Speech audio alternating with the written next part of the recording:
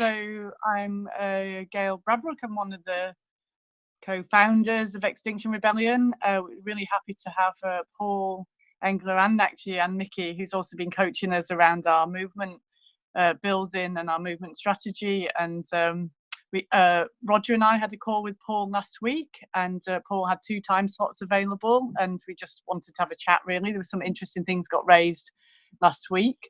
I was just saying before when I was chatting, nobody could hear me, that loads of us have read Paul and Mark's book. This is An Uprising. It's like a little XR Bible, and we often sell it at our meetings and so on. So we're delighted to have you on the call. I was only I met Mike from the Yes Men this weekend. I just went more into gushy guru, not gushy groupie mode there. So I think it'd be really nice to hear from everybody, just who you are and why you're on the call, just really briefly.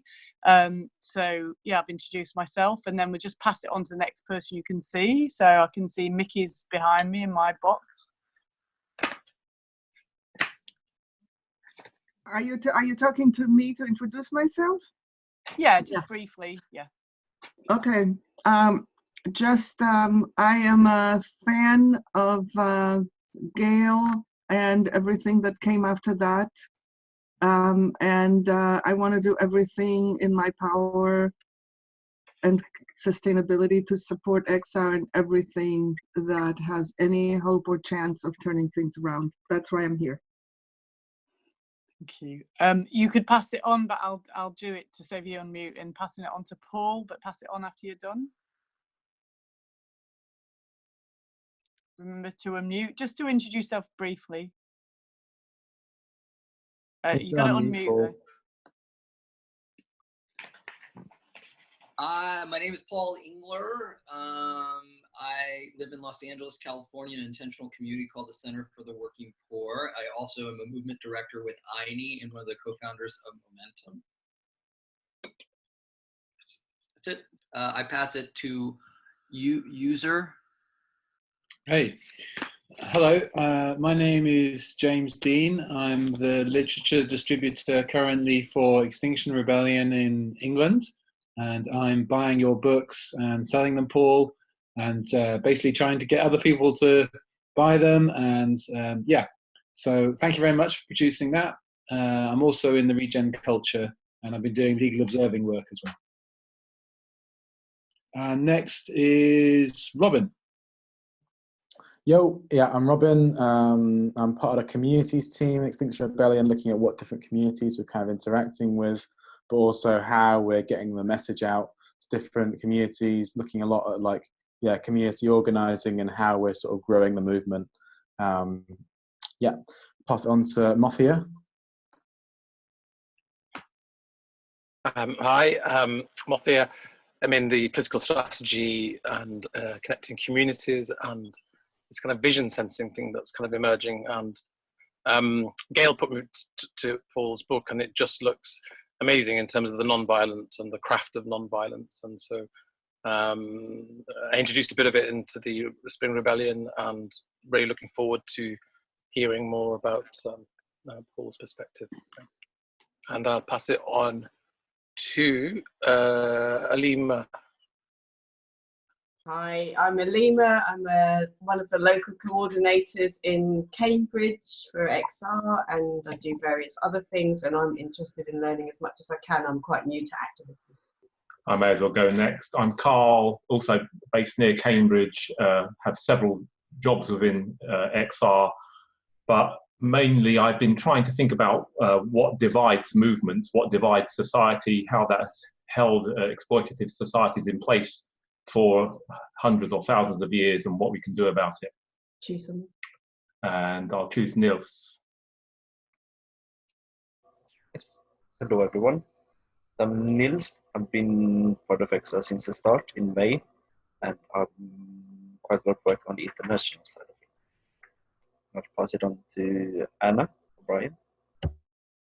Hello everybody, so I'm involved in supporting individuals and processes within XR, and I am involved in the collective liberation work in XR, which is trying to help XR be a movement that speaks to everybody and that everybody can take part in their whole selves.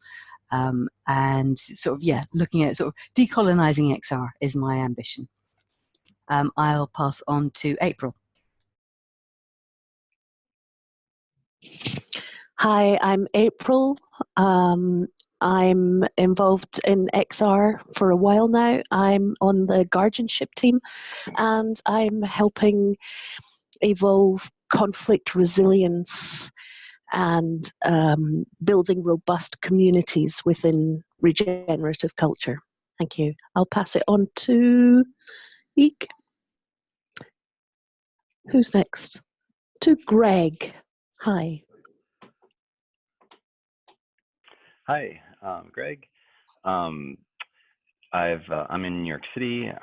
Been getting things started in New York City. I've also played roles on the national and international support team with Annie and Nils, and previously it was with the climate mobilization.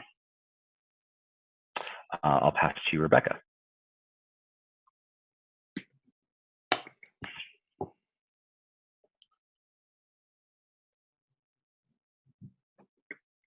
You might want to unmute Rebecca.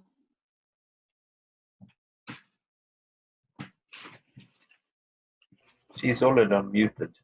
Seems like it's just different. While we're waiting to hear from Rebecca, let's pass it on to Rob Bastow.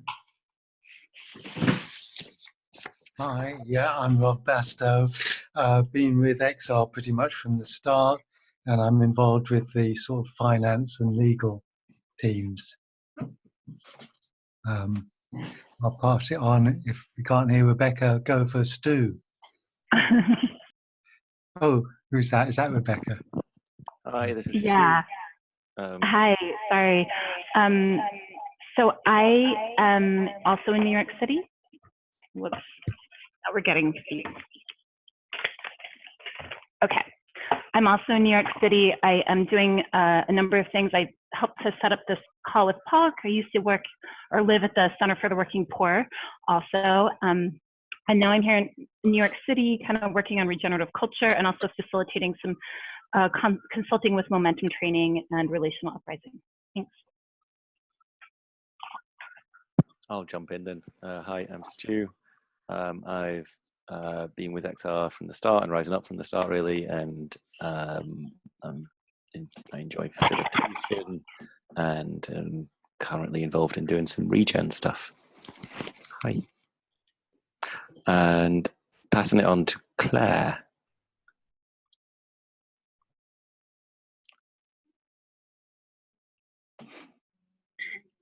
Thanks, Rita. I'm Claire. Hi, everyone. I coordinate Regen Culture, and I work with April and Anna. And yeah, very much looking forward to hearing from you, Paul. I pass on to Frida. Hi, I'm Frida. I've also been involved in XR since the beginning, and I'm most involved in the legal working group, organizing talks and trainings, and also a bit in the organizational design of XR, so probably too much. I don't know who hasn't spoken yet. April, have you already said? Yeah, we've got Lizzie or Ad. Okay, Lizzie, you go. Yay, sorry, my video doesn't work. I'm Lizzie. I'm in the talks and trainings group as well, like Frida. So just organising talks and trainings, writing content for them, and also in the festivals group. I think Ad, you're the last one, hun. Okay, can you hear me? Yeah. Yeah, okay. My name is Adam, and I'm in media and messaging. I'm looking after the integrated marketing communications, mainly advertising and other forms of communication. Thank you. Did I miss anybody? Jump in now. Awesome. A lot of intros, but actually lovely to see everybody. And this is just, I feel quite proud actually. You get to see our team, Paul and Mickey, and this is just part of who we are, and we're really cool actually. It feels nice. Paul, I think we really mostly want to listen to you, hun, and I sent you some bullet points of the kinds of things that you might talk about. And I don't know if you can keep an eye on the chat channel if anybody puts a question in there. I think that's probably the best way to handle this call, is not to make it discursive, but mostly Paul and asking questions or any clarifications that way.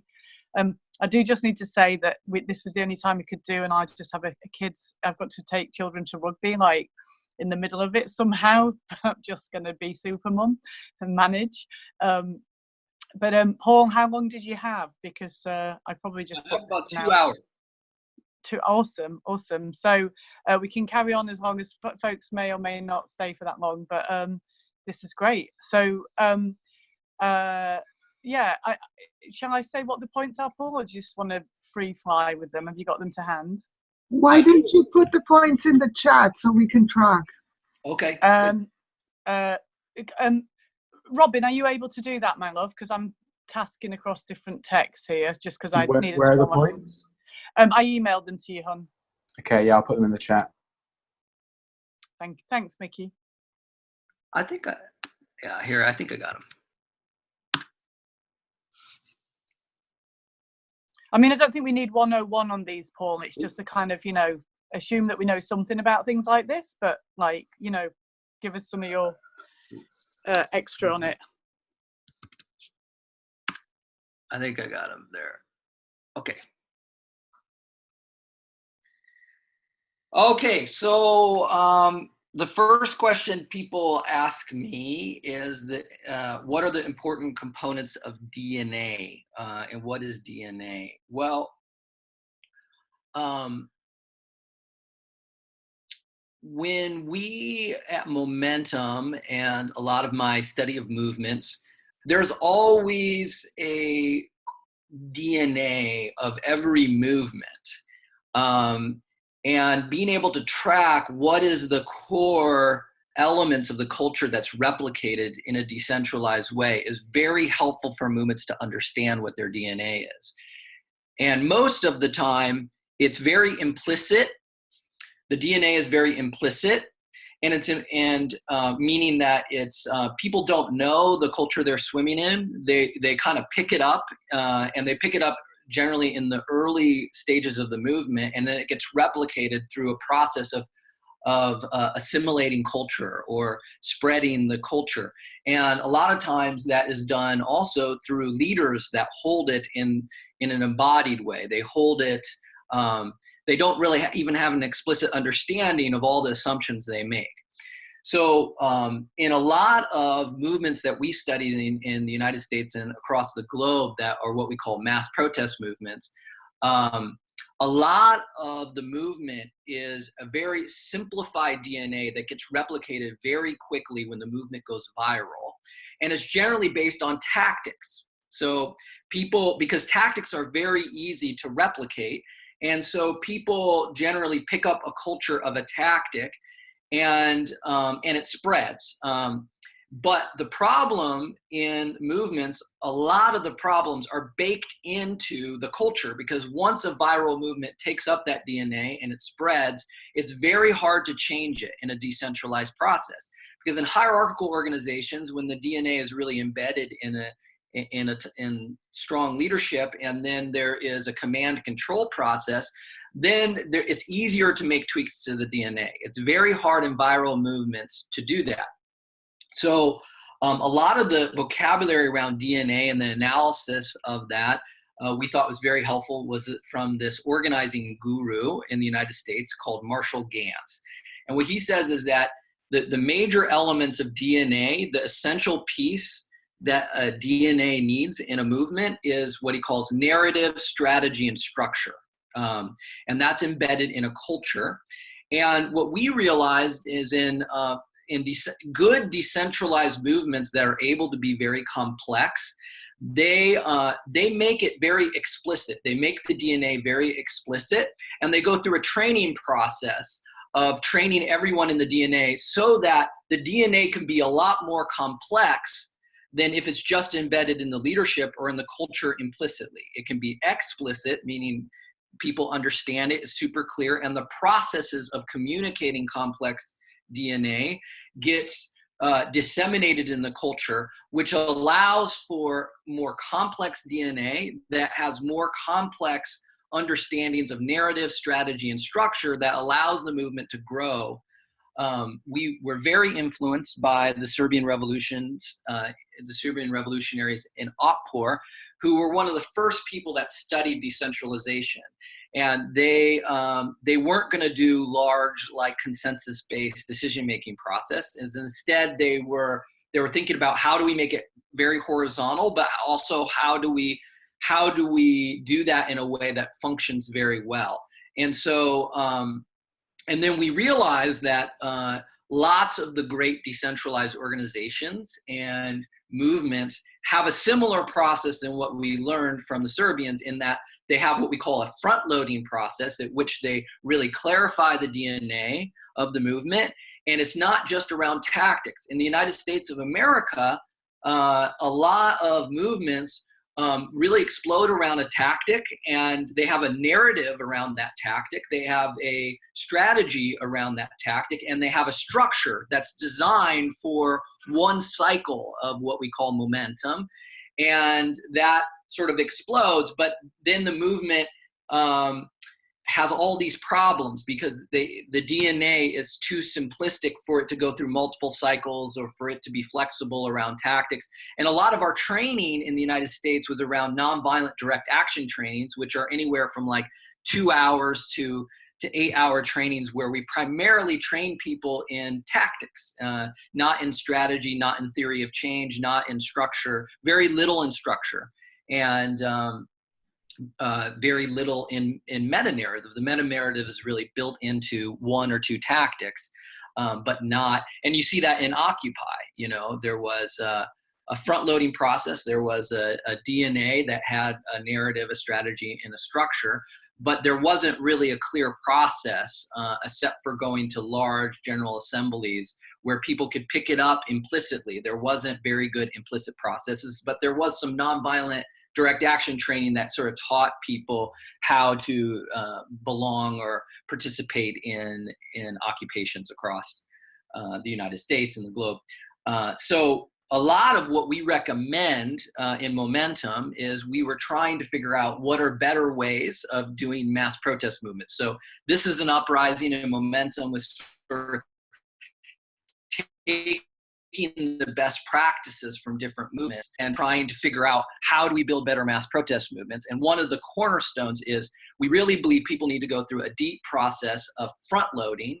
And what we mean by front loading is really think about what is and predict a lot of the problems that are going to happen in your movement and create a complex narrative, strategy, and structure that's embedded in a culture, and then create a process at which that complexity of that DNA can spread rapidly in a decentralized way, so that the movement has a strong culture, a strong DNA, but it's also decentralized, also has both lots of alignment, we call that alignment, and unity among the culture of the movement, but yet also has lots of autonomy. Because if you have a lot of unity around the essentials and around the DNA, it's easier to give more autonomy to people without it affecting everyone else. So that is, and the important components we say is the meta-narrative is giving people a really understanding.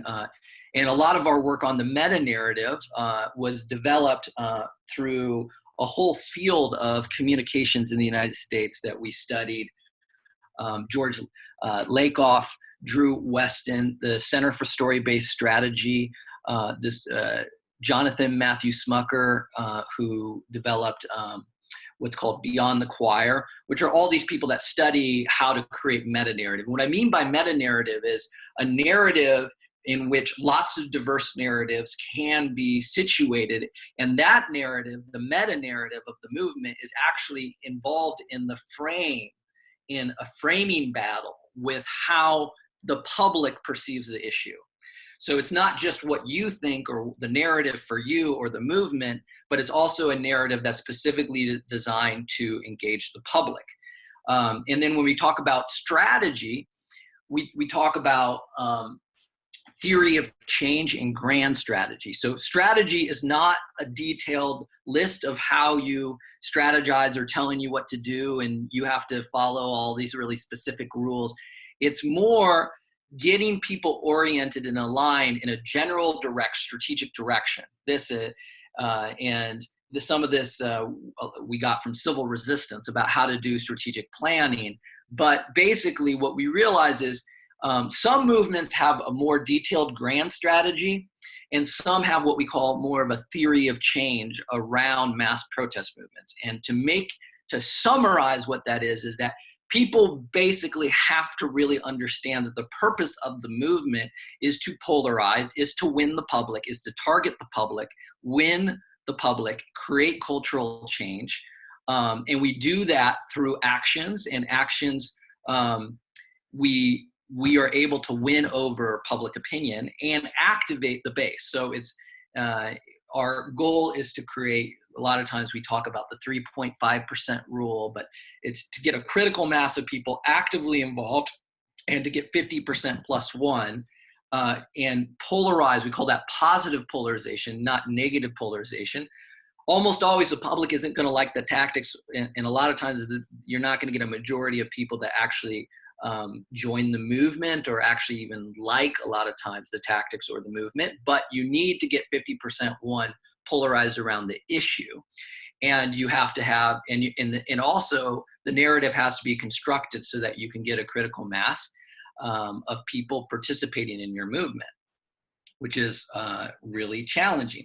So that's the strategy, and everyone needs to know that, and that changes everything. One of my great mentors, Ivan Marovic from Optor, said, when he came to Occupy, he came and he visited different movements, the immigrant rights movement in the United States, and after 2006, and I was telling him all the fights in the movement, and he said, majority of all the issues in the movement, all the fights in the movement, is because people actually are not aligned around the same theory of change. All these debates that are happening is because people don't actually share the basic understanding about how change happens. Once you get alignment around that, tons of the problems are fixed, because then people aren't debating other theories of change. Now, other theories of change are legitimate, but a movement is built around a movement theory of change. Countercultures are built around countercultural theories of change. Now, there can be a great interplay, we call that social movement ecology, between different theories of change. But your movement has to be clear about what its theory of change is, and it has to be clear about there's a debate about how clear it has to be about its grand strategy. That's a whole nother debate we have in Momentum. So when we created Momentum, then we started incubating groups, and we're in dialogue with different mass protest groups. And the big debate is how specific you have to be about your grand strategy so that alignment and decentralization happens. And I'm under the theory that as long as the theory of change is really taught, the grand strategy can be more vague. But for a lot of movement, it makes sense to be more clear around the theory of change, depending on how clear the end game is. So for instance, if you're overthrowing a dictator and you know there's going to be an election coming up and the dictator is going to, like in Serbia, they're going to steal the elections, and you know there's a potential, a real opening to do like a general strike or whatever, then your strategy is more specific. It's very time specific, and you know exactly what, where the intervention is going to be and how to build up to it over a 5-year or 3-year cycle. But for most of our movements, we don't have a clear end game. So it's more important that people get aligned around the theory of change. But the point is, people need to be aligned either in a grand strategy or theory of change, or you have a lot of problems. So meta-narrative, strategy, theory of change, and then the next one is meta-structure. So a lot of the details of the structure people don't need to know, but they need to know the basic concepts of what they need to know to participate and be in a structure. And processes, And so in a lot of momentum groups like If Not Now in the United States, or Cosecha, or Sunrise, they have principles that they learn. And they also have what we call a hive structure, a decentralized structure, and they have basic rules about how they participate in that structure. And all of these things are sort of spelled out very clearly in a what we call an initiation training. And that is basically the movement in a box.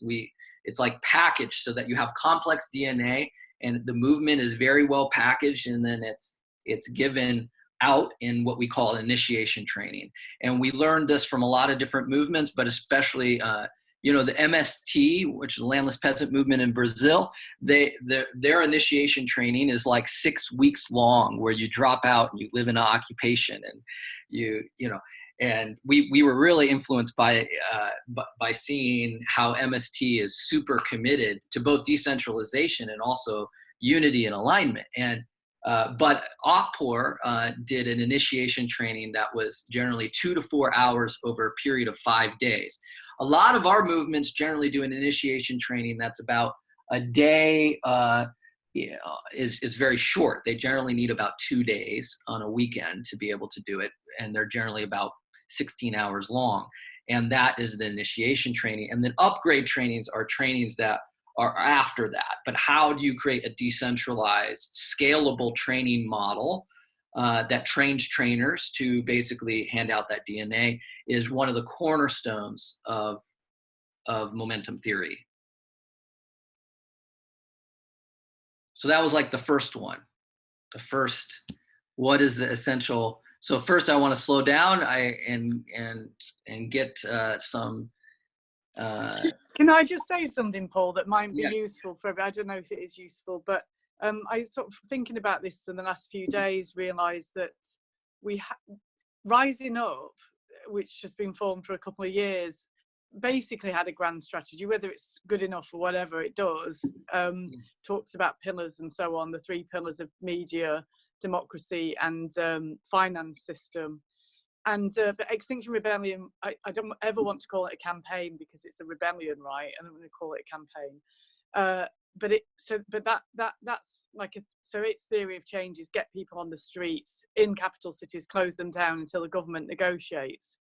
And I've got a feeling that we're going to need both, because I think that from this shift in humanity, the finance sector means that most governments don't actually have the power that you would hope a government had, and it isn't going to get it quick enough, and so on. So I've got a feeling we'll have to go after the finance sector. But so we've got this issue where we've got these two bits that aren't really fitting together, and we need to really think about that.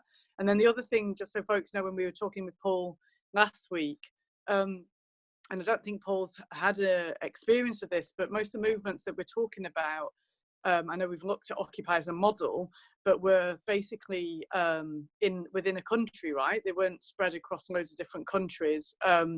So that's another added complication of what we're coping with here. I don't know if we should say anything to those points. Yes.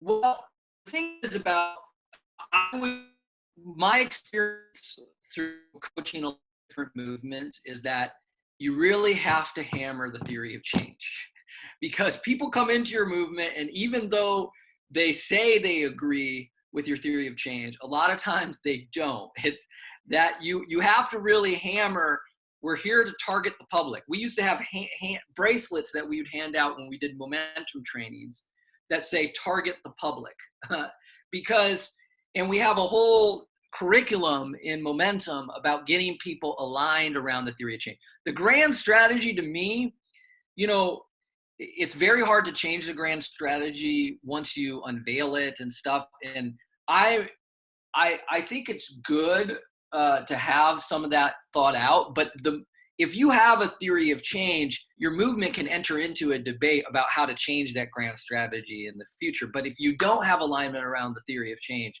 it becomes very hard.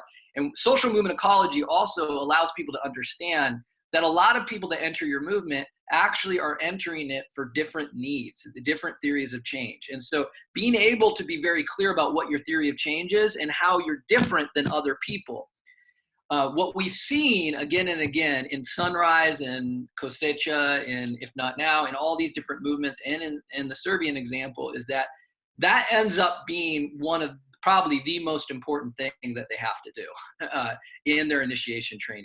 And it creates and allow people to basically self-select based on, I agree with this theory of change, I agree with civil resistance, I agree with escalation to create positive polarization, I believe in winning over the public and creating active popular support. That's my theory. This is what I'm gonna do. All the strategic debates are around that. In Optor, they use something called the plan format, which is basically a decentralized strategy template that all the groups, when they plan actions, were following, which basically took people through a basic process of translating the theory of change or the grand strategy into actions. And that allowed for even more unity because it created a common process to replicate the theory of change. Paul, I want to both ask and add something, if I may, for a moment. I think there are two different pieces. One is, where is the power to create change? Is it government? Is it finance? Is it media? Is it whatever? And the other is, where's the engine to put pressure on whoever has the power to create change? And I think you're focusing on the latter, former. And I want— Yes, this is the big deal in civil resistance and momentum training. What we talk about is how different organizing traditions have different theories of change. And the basic conflict that you're talking about is what we call the structure, which is a lot of times community organizations or environmental organizations that have a base of people that they're leveraging strategically like a laser beam to affect decision makers. And a lot of that is correlated to a very specific, what we call pillar analysis of strategy.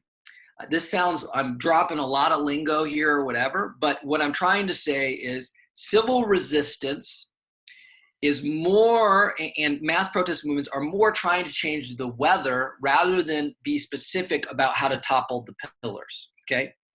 I think I can help maybe clarify it a bit more. Okay. Yeah, sure. Which is, there's a difference between trying to focus on directly getting the government to do something, make a decision through putting pressure on it in this way or that way, negotiate, call a power base, or etc. That's right. And the process of saying, if we can mobilize 3.5% of organized people, not people with the same opinion, but actually organized people who are taking action, because a lot of people don't understand the difference between opinion and mobilization. And if we get 3.5% mobilization, it will by necessity result in change, because it will change the power base of all the power holders. Absolutely. And I just wanted to clarify, because I think that's what you're trying to say, and I am able to say it, I think, without any particular lingo, and I just wanted to know if that is indeed what you were trying to say. That's right on. Now, how much, I mean, in Momentum, we have a few slides and we have a whole sort of way of communicating that it's much more clear, but it's just, it takes a little while to explain it. People really need to know some basic civil resistance theory.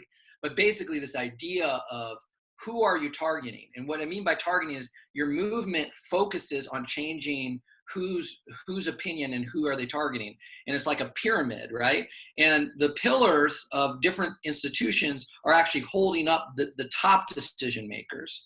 But what we always say is that you're not targeting up here, you're targeting the base of the triangle, you're targeting the public. And so your whole theory, and this is An Uprising, my book talks about this all the time, the whole theory of civil resistance is cultural change, is changing the public. And you do that, Mickey Kastan is totally right. It's about active popular support and passive support. It's both of those. It's active popular support. And that's what changes culture. You need both of those things, because why you have to worry is you can't the public might not be polarized, and we see this time and time again. Like our biggest example of this is ACT UP, which was the AIDS awareness movement, AIDS health crisis movement in the 80s, run primarily with HIV positive gay men. But one of the challenges of that movement is that the public was very polarized against the movement, but not against the issue. They won the public over, and it became a cause celebrity to support AIDS treatment, AIDS research, all these things, but not at the beginning of the movement. The movement was able to polarize around the issue, not necessarily. But you also have to think, if you're thinking about 3.5, you have to really be careful about certain decisions you make so that your movement culture can actually include that many people. Because 3.5 sounds like a small amount, but it's actually massive amounts of people, and more than, we have never reached that critical mass in the United States, in any European country, except maybe you can make debates that you get there in like the Swedish labor movement in the 30s, where there was general strikes and things, But in general, we don't get to that point. In the United States, that would be about 11.5 million people. So how do you build that? You don't have to get all the way there a lot of times, but you really need to be thinking about how you target the public and not the pillars. Now, the pillars, sometimes you have to make a decision to target the pillars a little bit, but we call that symbolic. It's symbolic. You have to, and people get caught up in it because they get caught up in campaigns. We have to win this demand. We have to win that demand. And we're like, well, the reality of whether or not we get a college campus to divest is not really strategically that important. And this is really hard when students are organizing. They have to realize, and we have a whole chapter about this, and this is An Uprising, that the instrumental demands of the movement are really symbolic primarily, right? But you have to still engage the theater. You kind of have to still win things because that teaches the public stuff, and it helps you elevate issues and whatnot. Great, thanks, Paul. I think Gail's head off the call, and I'm doing the tech stuff, so I wasn't really planning on facilitating, but maybe I am. So how should we do it? Should we sort of take questions on each section as we go through, or should we move on to the next section? Well, why don't I move on to the next section, and then I'll take a lot of questions. Does that sound? Yeah. Paul, there was a question that I think would be really important for you to answer because of questions that arise within XR, and it's the question of the makeup of the 3.5%. Does it matter? In other words, do you need diversity within the 3.5% or any 3.5%? Well, okay, a lot of times we fetishize or we get so caught up on this 3.5%. Erica Chenoweth, first thing, her data is specifically on movements to overthrow dictatorships and autocrats. It is different in democratic or semi-democratic societies like the United States. And also, you don't necessarily have to get all the way to 3.5. A lot of the movements do really well. ACT UP was a very narrow slice of people, but because of their militancy, they were able to really win over the public around their issues. So, but you still have to think about active popular support. How diverse does it have to be? I think the research shows she's saying if you get a critical mass, it really doesn't matter. There hasn't been an example. Now, my experience in my studies is that the way movements work is what we call this spectrum of support, right? And different sections of the population and different institutions fall first. So, and this is the same thing in many movements. When you polarize, you get different sections of the population. And we call it, there's a different process if you're from a structured tradition, you're a structured community organization or a union. In those contexts, we have to spend a lot of resources and a lot of leadership in making sure that our leadership is representative, that it represents all the diversity in the workplace, that and that we create a messaging and everything that is that is really going to connect to all those specific segments of the population, even before we do much of anything. That is not the philosophy of mass protest movements. Mass protest movements are primarily what we call attractional, and they work a lot of times by taking whatever's the lowest hanging fruit and attracting people through a narrative that sometimes you're not going to get the most diverse people, because your issue is not activating them like other issues. And so we do not, and the basic theory is that you don't need to get specific representation in that active popular support, because once you get that big, you will have naturally certain representation. How we deal with race and diversity is very specific to the movement tradition that we're talking about in the movement. I mean, there's different ways of addressing the complexity of race, gender, and all those things in different movements. And I think that's very important for the movement to consider, how that, how you bake into the DNA things that make sure it does pull for different populations. Sunrise, a movement that I know the founders and were part of Momentum, they put things in specifically into the Green New Deal that they knew was going to be more inclusive. But on the other hand, they know that they're primarily targeting the lowest hanging fruit, which is young millennials, and it's going to be a majority white people in the United States. They know that, and they think their job, though, is to radicalize those people so that those people can be have an anti-racist framework, have a feminist framework, and have a framework in which they can join a coalition. They call it the People's Alignment, that allows for a lot of the things that we're talking about with equality and inclusion to be passed overall in the society. But their job is to be one part of this coalition. So they have a way of thinking about diversity that's really complex, and that is about strategic anti-racism that is in the US context. But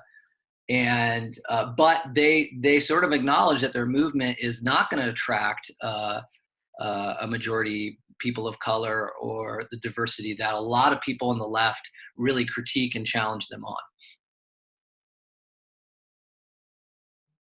Great, okay, thanks. I think that was the main question from that section. So if you want to move on to the next one, that'd be awesome. So important aspects of DNA transmission. So first thing I want to say, that the initiation training to us is like, there has to be a front-loading process, which I think Extinction Rebellion has gone through some of that. They have principles. They have, I talked to Gail and Roger. There's like 4 or 5 very clear things that they've made a decision. They're saying, we're this, we're not this. This is how we're going to fix a lot of the problems that we've seen in the left in the UK around climate change. This is our narrative. This is our principles. And so those things are very important, and this happens in every movement, is people vote with their feet. And we need a diversity of movement groups. We need a diversity of movements, but we also need clear DNA that's specific with a specific strategy so that people can make choices with their feet. So we want your movement actually to be defined and aligned around very specific things, okay? And one of the biggest things is theory of change, and people understanding what fits within their theory of change and what doesn't, and how they fit into what we call a movement ecology. Now, that's a complex concept of how does Extinction Rebellion fit in, but we realize that a lot of times that's very important, because people come in and they want to do things with the organization that it isn't designed to do. So you have to be like, and if not now, they really, in the initiation training, they really explain J Street, which is another organization that is in their movement Ecology. We're not J Street. J Street does this. We don't do that. Jewish Voices for Peace, they do this. We don't do that. We are the mass protest. We do polarization around this population in the United States. This is what we're doing. And then allows people to self-select based on that. We're not, you know, we are cultural intervention. We do believe in having a very specific movement culture that is healthy, or I think you guys say regenerative. We call it relational and healthy, but we are not a countercultural, you know, movement. We do that at the service of the movement. So there's sort of a discussion of that, and then they allow people to self-select out if they don't believe in that. Most people don't self-select out. I think maybe 1/10 to 1/20th of the people don't come back in those trainings, right? But meaning that they like leave after the first day. Most people stay in it, but they allow people to say, if you don't like it, that's okay. We love you, and we want to relate to you in a positive way in the movement Ecology. Another thing that's really important is what we call the principles. So you have to bake in simple rules that a lot of times people don't understand the theory, and it's very hard to give them all the theory of the DNA that makes sense. You need to bake that in to the leadership. So we have what we call T for T, training for trainers, and we have a whole coaching mechanism that's decentralized that allows for trainers to be sort of the guardians of the DNA. They sort of get an understanding and are able to uphold that by being trainers, and they get coaching. And there's a whole, if not now, has a whole decentralized mechanism so that it can create trainers to train trainers to train trainers, like multi-generation of trainers. And it creates a lot of alignment in If Not Now. If you go to If Not Now, you go to the hives, you go to all the trainers all across the country, you'll get a lot of alignment about what the essential DNA is. So creating a initiation training isn't just about the members, it's also about the trainers. How do you create a whole bunch of trainers that can keep the integrity? And that's a big struggle, is how much do you scale the trainings and still keep the integrity of how good they are? This is a constant struggle, and how much coaching is required, how much support is needed in each training. These are huge debates in the movement. And basically, the principles are really important things that you bake into your organization and into the initiation training, even if people don't understand the complexities of the principles, which are how do you think about the DNA in these very simple rules that can be communicated. The trainers get to internalize them and understand them and hold them. And also people understand that they need to go back to the principles if there is conflict or if there is different problems that they don't know how the culture is responding to. They have sort of a blueprint or architecture that they can go back to. So getting people used to using the principles is one thing that we see a lot in the initiation training. And the only other, I would say this, is the absorption. So what we've realized, a lot of different movements that we've been studying, is that there has to be some sort of embodied process for people to understand how they're going to do their initial participation in the movement. How are they going to be involved? And the initiation training kind of helps them. It welcomes them into the organization and gives them a quick role that they can choose. And so, and If Not Now, for instance, that has a great training program, they do their first little team meeting where they break people up based on what roles they want to play, and they get introduced to how to function in the group with a leader, generally from the actions team or from the comms team or from each piece. And that really helps absorb people into the structure and give people a sense of respect of the structure without, necessarily having to go into the intricacies of process, and which is hard for people to understand unless they have an embodied experience of it.